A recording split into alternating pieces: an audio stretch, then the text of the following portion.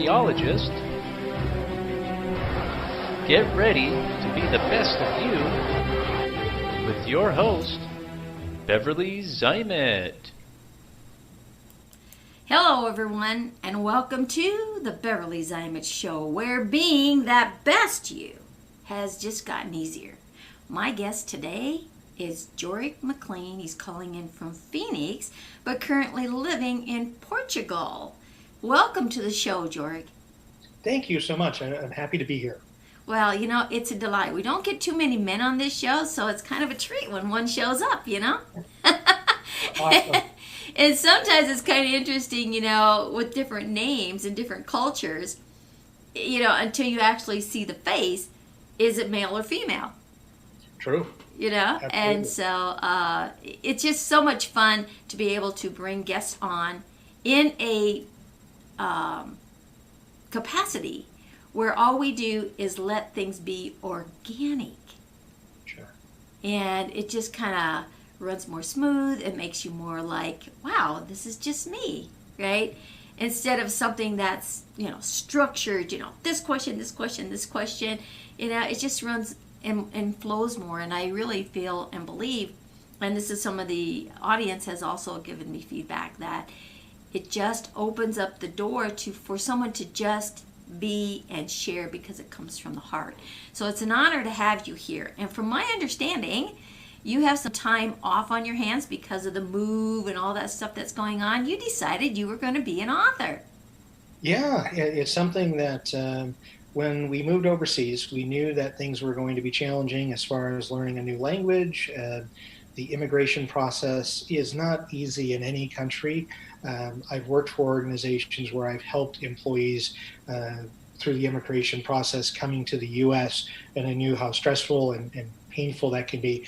And it's no different when you're moving abroad. So it just so happened that we moved last October and things were great. And in the immigration process, and we were tracked to get all of our visas by the spring. And then, of course, COVID hit. So that threw a monkey wrench into all of our lives. Right. And with that time, I decided I'm not someone that likes to idle. I don't idle well. And I have always thought about writing a book. And I looked around thinking, okay, well, until immigration comes through, I'm not able to get employment legally, and I don't want to do something that I'm not supposed to, or it's going to get me in trouble with the Portuguese government. So I just decided that I have all this information going back to high school on crazy work-related situations. Let's do something with it. So instead of, moping around or being upset about things I can't control about where the world's at, I decided that it was time to cobble all these stories together and turn them into a book. And oddly enough, they turned into 2 books of short stories about weird work happenings. Whoa, that sounds like interesting, where it's like, because I'm sure there's a lot of stories, when you're up in that corporate and behind the scenes and things that you wouldn't even imagine could happen that do. Right. It's they start from high school and going through college, where I had the typical odd jobs. Those to me, I think, are some of the best stories, because that's where I learned a lot by screwing up a lot. So I got into some situations as an employee that I don't know how I got into them. I'm still not sure all these years later how I got out of them, but it helped set me up for when the later opportunities came, and I'll say a management role, when I was more of a white collar versus a blue collar. Some of those experiences really helped me really connect with employees, because I did all the same things. I tried to get away with the same stuff. To be honest, I was a squirrely kid. So it's interesting that I wanted to throw these stories out there, because I wanted people to say, gosh, this guy got into some big messes, but he made it out. Right. And there's very few things in this world that, quite honestly, outside of doing some egregious acts, you can screw up and still keep a job, or you can make a bad decision and it can come out okay. And there's several decisions that I made that I thought were the perfect decision, and it blew up in my face. And I wanted to show some stories about real human behavior of it's not perfect. I read a lot of stories and I read books about the perfect world, or if we're living in a vacuum, this is the best scenario on how to deal with a situation, whether it Mm-hmm. be kids or family or relationships. And none of us that I know of are living inside of a Hoover vacuum, and we live life where there's things coming at us at all given time, or at all the time. So with that, I really wanted to show something more of the human side of, my fallibility, and make, if anything, one of my taglines when I've talked to people is, laugh at my expense, There because you go. you might get some good anecdotes to use in your business life or your personal life, and you might go, okay, I'm not going to do what he did. It was funny what he did, but I'm never going to do that. Uh, or you might look at it and go, oh, well, that was kind of a quirky way of handling a situation, and I kind of like that. I might start using that in my daily life or my personal life. But that's one thing that I was thinking about when I had all these stories, is I read a number of books, whether they be business related or self-help related or personal growth. And many of them that I read, and maybe I'm just reading the wrong genre, are always best practice or in the best scenario. And none of us live in those scenarios that I know of. We're all just trying to avoid the meteor shower every day, and with that, make the best of it and try to be the best person you can be, and to try to help others along the way. And that's really what the books are about. The people that have read them so far have, gosh, I don't know how you made it to age 49, given some of the scenarios I was in. Right? But it's really more of just, I want people to realize that you can make mistakes and you can fumble around with life, and you can still get by. You don't always have to have a plan when you're 12 of, I'm going to do this and this and this.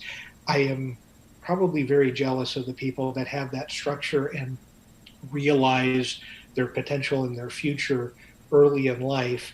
I've always been a late bloomer when it's come to that. And so with that, I just wanted to show the foibles of life, and hopefully it will connect with people. That's my goal. That's your goal. It sounds like you're reaching it. And it's interesting too, because we do learn, and the whole idea is learning from other people's mistakes. But are they really mistakes? You know, they're just options, choices. You know, it's like, hey, let's see if this works. Let's see if that works, And, you look at all the great inventors of the world. If they would have stopped on their first, opportunity, the first time they created something that didn't work, where would we be today? Right? Absolutely. We wouldn't have a light bulb after Right. 1,000 ways of not working, right? So it's your perception, right? And so Absolutely. the stories that you're sharing, are perceptions, and sometimes it's great to be able to hear that wow, someone was like way out here in left field, and look what they did to bring it back in, and they ended up utilizing that, incorporating it into their life, and all of a sudden become a six-figure earner off of that thing way out there in left field, right? That's, I would say, something that has been used, I would say, most of my career, whether it be as an employee or as an employee, but in a management role. Probably the biggest word that's been used most frequently on my reviews is non-traditional. I seem to, Okay. and there have been times where that's been a compliment, and there's some times where that's not been a compliment, where they're just going, could you just fall in line and do what everyone else is doing? And I found often that sometimes I attribute it to my unique name, where I kind of decided early on that I need to do things differently. Right. And oftentimes I reinvent the wheel for no reason, and that's to a detriment. But often trying to find a unique way or a different way of saying something or getting my point across, I think has served me well, and has also served the people I've worked with, whether it be peers, employees above me, employees below me, around me, next to me, working with human beings. That's something that I strive for, is how can I make a connection to you? How can I make a connection to others? And that's, if there's one thing that I think I was blessed with, and I could, I guess, give it to my parents or people I was around as a kid, is being able to make connections with everybody. High school, even though you are in different groups or you have different labels, I seem to get along with everybody, or I was the go-to intermediary between the band group and the jocks, so to speak. Uh-huh. In college, very much the same way. And in business life, it's, we'll go to Joric because he'll figure something out. It may not be how people drew it up on an old chalkboard or now a dry erase board, but that's it. I think and I probably watched too many MacGyver episodes in the 80s where I'm trying to take a toothpick and a thumbnail and turn it into a Learjet, where I enjoy it. It is very stressful, but I enjoy taking a situation where people don't see an outcome and try to figure out an outcome. As you mentioned, it's choices and it's options. And I always think that, we just haven't figured out a way. If we all are around a room beating our heads against the table going, we just can't figure this problem out. Or if you're in a relationship and you're doing, gosh, we just can't figure this out. You just have to keep working at it, and something will come, and there will be choices and decisions made, and you'll look back on it going, gosh, that, it was worthwhile to go through that stress or that frustration, because when you came out the other side, you're so much better off versus, well, we'll just table it and deal with it 6 months from now or a year from now. And to your point, Edison, Ford, some of the greats of the industrial age, had they not forged ahead with the thousands of experiments that literally blew up in their face, we wouldn't be where we're at today. So I think for me, that's very much a message that I want to be able to send to people is just an average guy trying to get by, and I've made some non-traditional decisions that hopefully people can take some from, laugh at others, but also realize that in their lives, in their daily lives, their personal lives, their professional lives, so much of what you do, we're trying to be the best at something, and sometimes good enough will get you there. You don't always have to have the best strategy to win or to be successful in however you determine success. If you just kind of have a consistent plan and stick to kind of, as long as you don't throw darts at a dartboard in making decisions, if you have some logic and behind what you're doing, you're going to be okay. You're going to be okay. That's great advice, and as you're speaking, just looking at, my life and looking at other people's and some of my clients' lives and things like that, it's like we get wrapped up so much in this is the way it has to be. Systems work wonderful. They really do. People don't. So it's taking and utilizing and incorporating that together. And it's kind of interesting to see where you are in your life and what you're taking, your adventures, your journey, sharing it with others, and coming out on this side as to where you are with what you do, and let people know that, it's okay, whatever those choices are. It's better to do something than to do nothing, because once you start setting those things in motion, if I'm hearing you correctly, you got that motion moving, not going out to this checklist saying, oh, am I doing this right or am I doing this wrong? Don't question it. If it's not creating damage to someone, then continue in that motion, because as you make the movement, then things can come attracted to you, whether it's a person, a situation, another way, an advice, maybe even a show just like this, where someone said something, right? So that's being open-minded. If you're always back here in this, oh, it's got to be perfect, got to be perfect. Perfect is a frame of mind, right? Something is better than nothing, because it will never, ever, never, ever, ever be perfect, because change is always consistent. You talked about being consistent, right? So it's always happening. And where do we fit into that scale of do and be the best you that you can be in every activity and every action? Continue to what? To move forward. Whether it's traditional or untraditional, whether it's because it's the way everybody's doing it, well, maybe the way everybody's doing it needs to have a shift to make it what? One step better. Yes. Right? Yeah, that's something that I think if anything in reading a great deal and also working with several people throughout the years is that I found that some of my most frustrating moments were sitting in, I'll say, corporate rooms where everyone was looking to make the best possible decision.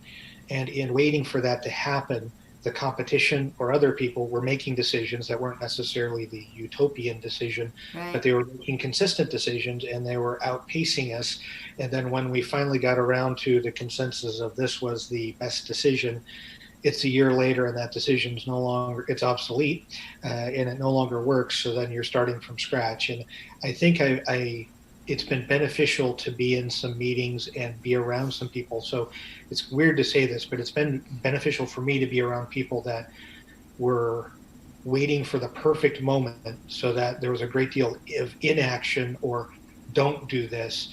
It helped me to get to the point of, okay, I can't do that. I need to keep moving. As Right. you pointed out, change is happening. And if we're all not going to accept that, we need to embrace it, because that's the one thing that we can, if you embrace it, life can get a lot simpler and less stressful if you try not to avoid the reality of what happens with that.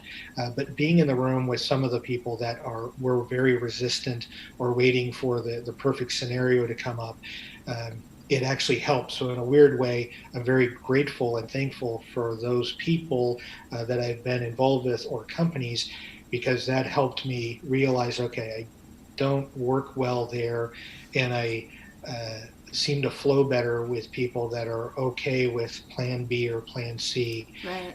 Not that believe me, I would love a lot of plan A's, and this is the way we set it up, and this is the way it's going to be. Right. But just for example, moving last October, thinking of all of the things that, very few things that we did, from selling our home went differently than anticipated. Cars, leaving the U.S.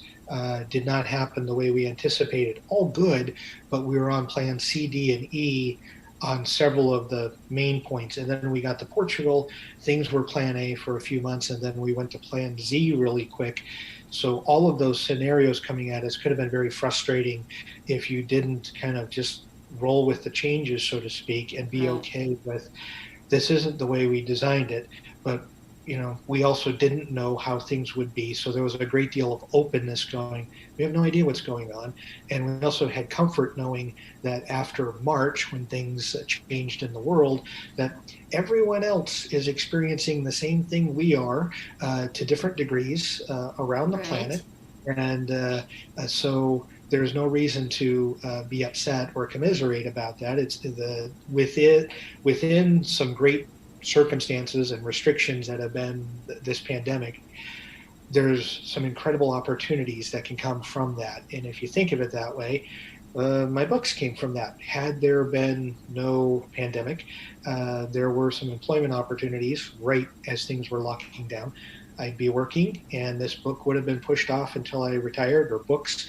And by then, the stories from college and high school, I probably would have forgotten. Gosh, I don't even remember working there. Right. So the opportunity of making this happen now, it's one of those weird blessings in disguise. I'm not, I'm not excited about some of the things that go on with the world, and the world we're living in with this pandemic. I don't think anyone's excited about that.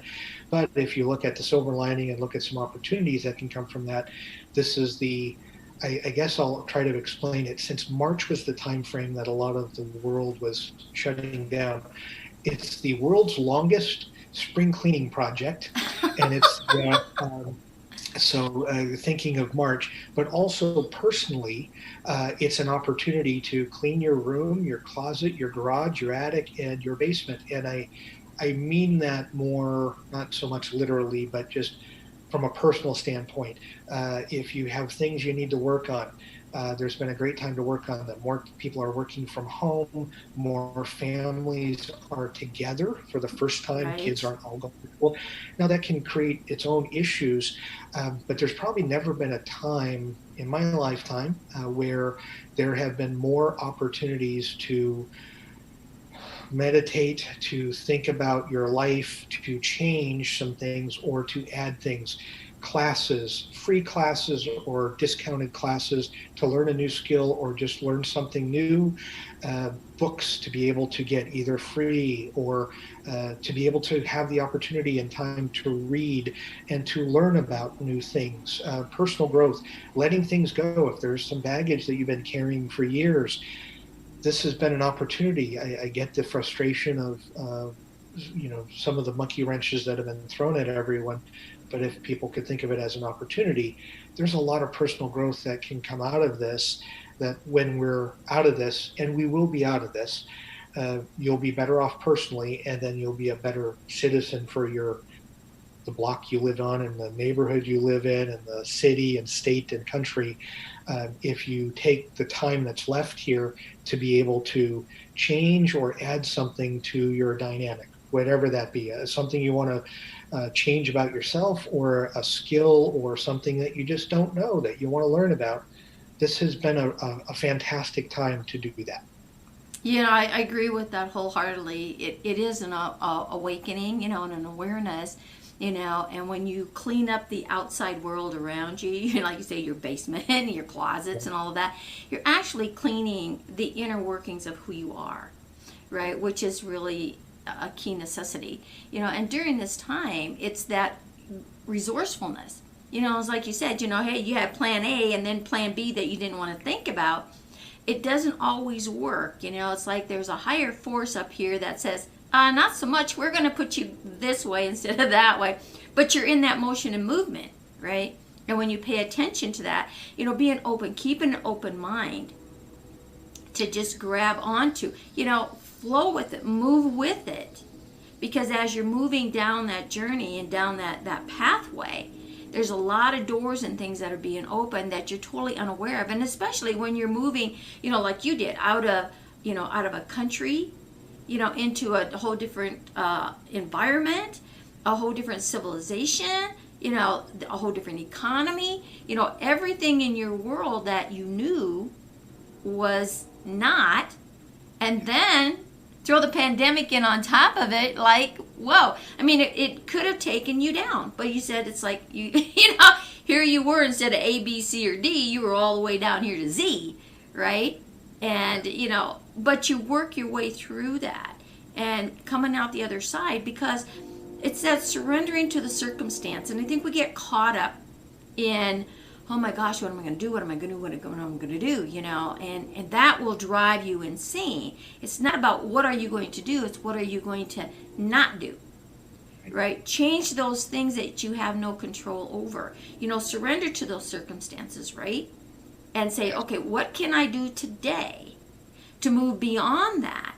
Because it's not my show. It's not my monkey, right? Not my circus, right? So what can I do to visit the circus, and make the act that's going to be, working for me, instead of wallowing in things that you can't change, right? Yeah, that's something that I'm hopeful that when I talking to friends and family and just seeing as we get out of this situation that we're in, I'm hoping that a number of people have been able to take this as an opportunity, as opposed to coming out of it and being, more, upset or frustrated because of what has gone on over the past almost year. Because if you're able to just flip that switch just a little bit, it doesn't take a huge mental shift. It's just looking at it just a little differently. We're all going to be better off, and my hope is that we're all better off when we come out of this, I'll say globally, as opposed to more upset and frustrated. And because this shows everyone that we all, I think myself too, I would like to have control of things that I don't have control of. I think that's natural, and we all do. This is showing everyone on the planet to some degree how little control we have over a number of things. We can discuss government and politics, but just in general, when you have something like this happen, it should be a kind of a wake up, I would hope, to people going, okay, we have spend the time working on what we can work on, focus on what we can do, maybe not spend as much time focusing on what we can't do or is Right. without our realm to do.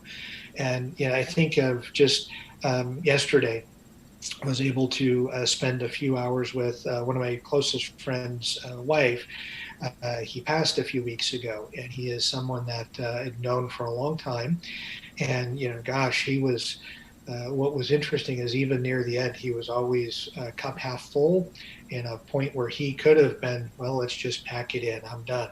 He was looking for one more breath, one more day, one more opportunity to see the next person coming into the room to say hello, and that's something that, uh, you know, during this pandemic, there could have been an opportunity to say, well, my life's going a certain way, and gosh, this thing's going on, and he could have kind of taken a victim approach, but he Right. was somebody that through the very end was trying. He had his wits about him for the most part, and he was just trying to make it through every day and be the best person that he could, given the state that he was in.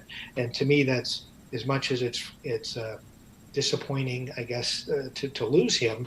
It's also the reminder to make sure you make the most of each day, because I love being on this call, and I hope there are many more calls down the road. But you never know. Today may be the last day, and want to be able to enjoy and do what I can with what I have control over today, um, knowing that tomorrow may not be here. And it's not it's not a devil may care approach or a cavalier approach. It's more trying to be structured and focus on what I can do, and try not to worry about what I can't control, which has always been a struggle for me because I want to Right. control more. But the situation that we're in globally and in the last year and a half has really taught me, okay, um, you can't do anything about it. You're not the president. You're not a prime minister, and even then, they probably have little control. So just let it go. I'll say, what is it? The Frozen song from the movie, "Let It Go." Uh, Right. Right. just go with it. And I am hopeful that people will be able to come through with this with more personal growth, more informed about themselves and their families and their lives and their day-to-day business practices, and we'll be able to look back on this 5 years from now and be better off because of what took place versus worse off. I'm very optimistic that, as much as it's not fun for anyone right now, I'm hopeful that people can take silver linings from this and Right. really grow in a time where you wouldn't think seeds would grow. But I think there's an opportunity for many of us that we all have. I shouldn't say we all. Many of us have access to computers and internets and phone and the ability to get information. Public libraries, I think many of them are still open around the world to where you could get access to information. And if you wanted to change your perception or change who you are in a positive way, there's no better time to do it. There really isn't, I don't think. Right. And there's always Google. Yes, yes, indeed. That's amazing.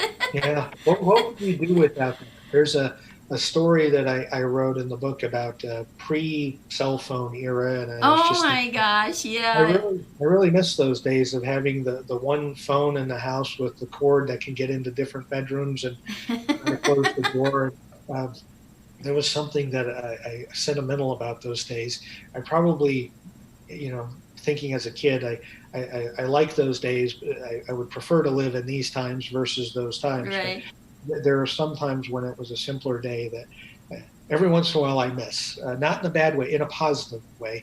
But yeah, goodness gracious. Yeah, they're fond memories, as you say. And again, it's part of that whole, era, because each one of us has come up in a different era, and what Yes. we've learned and all that kind of stuff, and being able to share those stories. So putting them in a book is really phenomenal, because it shows the good, the bad, the ugly, but all in the end, the outcome was greatness, right? And we're all greatness, and so it's finding that greatness within. Where are your assets, right? and start looking from that perspective, is where are my assets, rather than getting caught up in the destruction, because destruction only does what? It just drives you further and further deeper into that abyss, and again, we have the choice to do or to not to do. Change the things you can, and the things that you can't change, you let go, because there's somebody else's business, not yours. So don't stick your nose where it shouldn't be, so to speak, right? And really be that shining star, that snowflake, because everyone is unique. Find your uniqueness, understand your uniqueness, and start performing in that manner, rather than saying, I shoulda, I coulda. The shouldas and the couldas, they're not relevant at this point, or have ever been. And your past, that's why they say it's past, it's behind you. Leave it there. Take the lessons, as like you're sharing in the book, right? Take these lessons to make the advancements and learn from other people's challenges. I don't like calling them mistakes, because there's never a mistake. Because on that outside and the other end of that is a success story. So it's not a mistake. It's just an obstacle that was overcome. It was a movement that was taken to reach the ultimate outcome. So, incorporating that and just doing and doing and doing. And some people are going to say, well, I can't do anything because I can't leave my house. Well, when you did leave your house, were you doing? No. So do it here. And we look back in time, in history, in different civilizations, and all the traumatic things and the destructions and everything that took place, even in our own country, with the Depression. You look at all of these different avenues of where there was a massive upset, and look what came out the other side. 2020 is going to be no different, and there's that old saying, 2020 in your rearview mirror. 2020 is what? So really incorporate, what does that mean? What are you going to take with you? Where are you going to go? What's your resourcefulness? Look at your assets. And if you don't know what your assets are, or you're afraid to admit what your assets are, ask someone else. Just say, hey, what do you see in me? Just one thing that is beneficial that I can begin capitalizing on. One thing that you could learn from me. What would that be? You'll be amazed what people start talking about. True. So when you start asking them for the assets and the greatness about you, then all these things that they're saying, that weren't, are going to disappear, and it's going to help you become more confident and more understanding with yourself, and not beat yourself up and judge yourself so much, right? So looking from that perspective, remove judgment. Just get it out of your vocabulary. And you were saying in some of these office buildings, you were sitting around, people were throwing things out, wanting to have the perfect storm, right? Yeah, right. In today's world, we kind of call these things masterminds. So if we can look like, just kind of play mastermind in our family life, in not just business life, but in everything that we do. Nobody is offensive. Nobody makes a judgment. Everybody just sits around and starts throwing ideas out. The what if. And then you start capitalizing on that. You start, getting strategic with all of these things. They're all written down. It's like, wow, what's the best of everything that's come out of this decision that we're making as a unit, as a family, right? What's going to be the best for all parties concerned? And listen to your kids, because they're not coming from an old database of crap, right, that has not been functionable for a long time. Pay attention, because this is where the world is going. In the world of technology, this is where they learn, and it's making those shifts. So it's it definitely is interesting times that we live in, and the message that you're sharing here today is unbelievably powerful, and that learning from someone else. And I always like to say, I love authors. I'm an author myself, and Wayne Dyer made a statement so many years ago that I've never forgotten, is don't die with your story in you. We all have a story. and it's always going to impact someone else's lives. When you look at different civilizations, they had the storytellers, right? And those stories were passed down from generation to generation. The fables, or stories passed down. They have impactful things that take place on how you function in life, how that personal development takes place. So stories are important. And now we have more than ever an easy way to get those stories out there, right? I agree. And it's interesting. I'm happy to see a rush. That sounds weird because it's more competition, but ultimately a rush of people this year who have also taken an opportunity in the downtime in their particular worlds to write. So there's been an explosion of books or short stories or essays or poems that have been published just about everywhere, where people needed an outlet to be able to take this creative energy. And on my end, part of it was, as you were talking about, the past is in the rear view, is I had these stories. Every one of them is, at the earliest story is a year old. The oldest story is 33 years old, and taking these things that I've talked about and laughed about, and it worked well at a happy hour or the Thanksgiving or something when people needed a weird work story, to finally put it in print, have it somewhere other than rambling in my brain, and it's almost my version of letting go.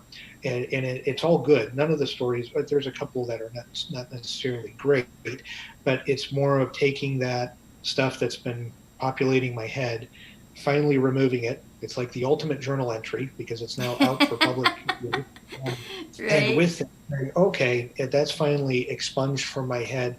I don't need to talk about it anymore. It's out there. If I forget about it, I can read my book again and remember There it. you go. Make space for the new stuff, right? To your exact point is say, okay, there's a lot of new things that I want to learn and do that now I'm making room for. So as I'm saying my own personal spring cleaning, taking that stuff out of my head, putting it someplace. But the great thing is, and you mentioned that, when you go through some of your own self journey, different doors open up. That what I found is it was a big risk to walk away from a really good job in the U.S. to go to who knows what in a different country, but to take the opportunity to write something, I found that I'm a better oral storyteller because that's what I've done. But in my writing, I've gotten better at the writing, and I think that there's more opportunities now that I started to do this. It's kind of opened the floodgates because I have different books now, in fact, next to my computer here, that I'm working on different stories for different books. So it's sort of opened a different area that I didn't know that I had, and I didn't really work on throughout my life, but I'm going, okay, I got this out. What's next? And now I'm finding that there's more stuff that I have that I can share. Hopefully people will be able to read and think about that. Up until 6 months ago, 7 months ago, when I signed the deal for the book, I didn't think was there. I didn't know it was there. But now I'm finding some things. So it's kind of like I look at it this way. There were some times as a kid, Christmas time, since we're around the holiday season, where there were 2 times as a kid where I found the present after all the presents were open. And because I made a mess of things and didn't clean up, there were some small gifts still under the tree going, wow, this is great. It's an hour after I opened presents and I found this present. Great. And it's to me. It's not to someone else. Yay. It's almost like getting this stuff out. I found some more presents. I found some more gifts that were stored in my noggin that I didn't know that I had, that are nothing but more opportunities for the coming year or years. So even if, let's say, a traditional employment doesn't come, there's some opportunities through being an author and working that pathway that, what I'm okay with. And I'm very much, I embrace non-traditional because, again, that was in my reviews often. And taking a road less traveled, to go with Frost's poem, I'm quite all right with that, and see where the road goes. And if I get into danger, I'll just hit reverse and go a different way. But for the time being, go explore it and see what it has to offer. Well, which I think a new career again is change, something, right? it's something different. Yeah. Yeah. Absolutely. And I'm hoping that people, I think, often look at that with trepidation of, especially at an age where this would be not necessarily a great time to change careers. You're usually in a good role and in a good run. Um, but I think that, okay, why not now? There were some things about the past role that I wasn't excited about, and came home and, how'd your day go? Blah. Yeah, don't even Okay, ask, that's it. right?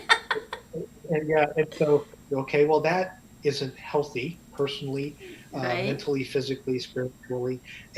But I could have probably still stuck with it. But going down a road where I don't have that, I haven't had a day yet, and through the writing and through these opportunities of meeting all these incredible people, where I've gone, gosh, tomorrow's going to be a rough day, or I can't believe that was a terrible day of this. I have yet to have one day in 6 months where I've had one of those moments that I had daily for years of, how was your day? And it was nothing but not fun things to say. It's Right? been it's been really good and enriching, and I think you hear this often from people, and I think I am a good example to be able to say it, is that, if I can do it, anybody can do it. And I'm a living, breathing proof of, you can change gears and change your location, your zip code. You can move. You can be without a traditional job. You can do it. You can find a way, if you make that choice to do it, and if you're okay letting go of some of the structure and the parameters of Right. what you feel that your life should be. Because I've had to give up and let go. Give up's the wrong term. Let go of some of the traditional structures that I had in place that I felt had to be accomplished at 30, 40, 50, and certain roles and certain expectations of life that, when you kind of deconstruct that and you sort of let go of the Lincoln logs that as you've set them up, and say, okay, I'm going to create my own house, not what somebody else has set up for me or what my expectations have told me growing up I should be. Right. If you're able to suspend that, um, you might be surprised at what you have on the other side. There may be several things that you have internally that you just need an opportunity. And the great thing is, it's not like you're starting. I would say in this venture, didn't need a lot of capital. It's not like you had to go get a small business loan and mortgage the house, or get a second loan out to make things work. It was not a free investment, but it was minimal compared to other things, to where the risk reward was such that, the reward far outweighs the risk. Uh, and there's probably, to your point, and Dr. Dyer, I've read many of his books too. Um, we all have that story, and we all have, whether it be a poem, or whether it be a song, or whether it be a Tolstoy 1,000-page masterpiece. Uh, Exactly. we all have that, and it's a matter of just putting yourself out there. And for me, that was probably the most difficult thing, of just, I like working behind the camera as opposed to in front of the camera. How do I put that?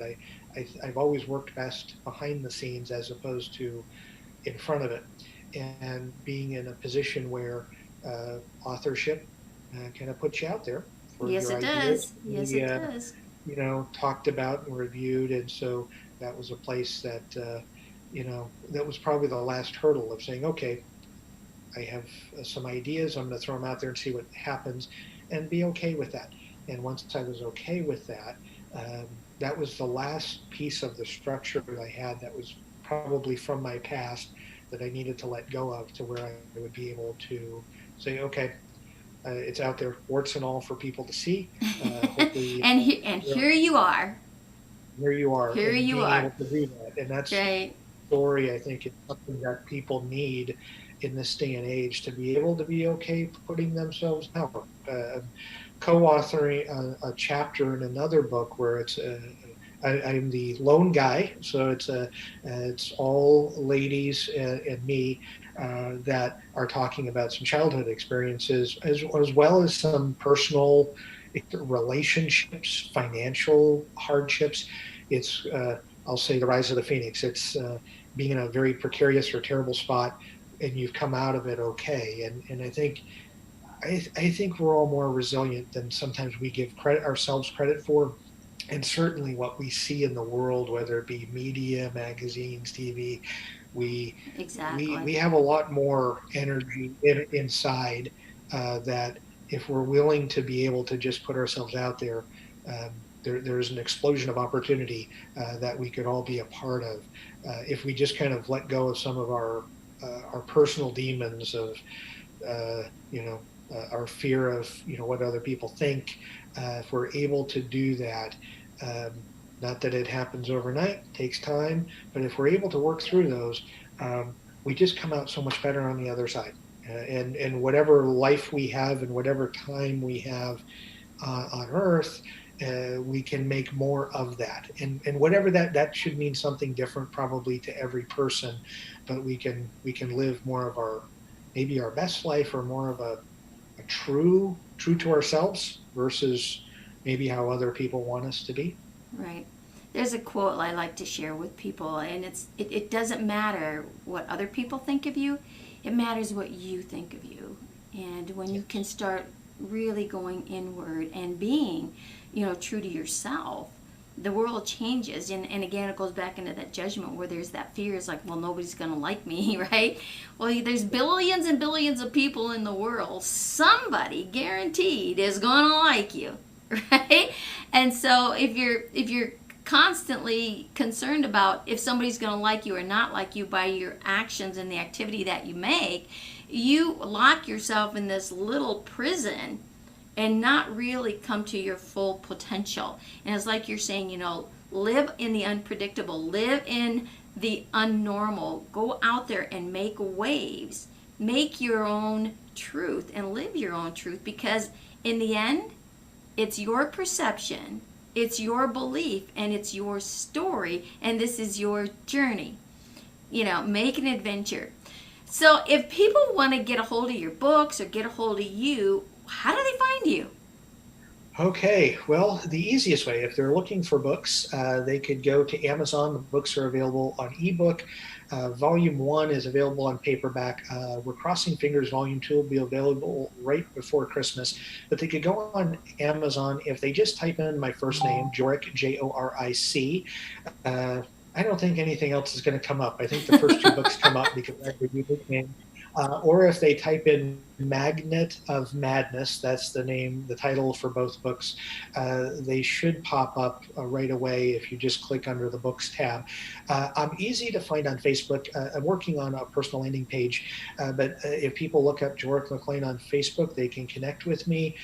Also have an Instagram page. It's under Joric McClaine / Magnet of Madness. I'm not so much on Twitter, but those are the two ways that they can get a hold of me, whether I'm in the U.S. or I'm overseas. That's the great thing about technology. It doesn't matter where you are in the world. Somebody can find you, right? You're absolutely right. So, Joric, I want to thank you so much for being here today and sharing your story and your books and your adventures, and wish you the best ever, because 2021 is going to be a year that's unforgettable, coming from the outcome in that 2020 adventure, right? You better believe it. It's going to be better. If you believe it, it will be. If you don't, then I hope that 2021 you'll find an opportunity to think about it being better. I mean, there's always an opportunity to make that change. But yeah, if we all have that good energy, 2021 will be phenomenal. Agreed. So thank you again for being here. It's now time to say, go out there, be that best you that you can be, because Joric and I are going to be the best we that we can be. And we'll see you all on another show. Bye now. Bye.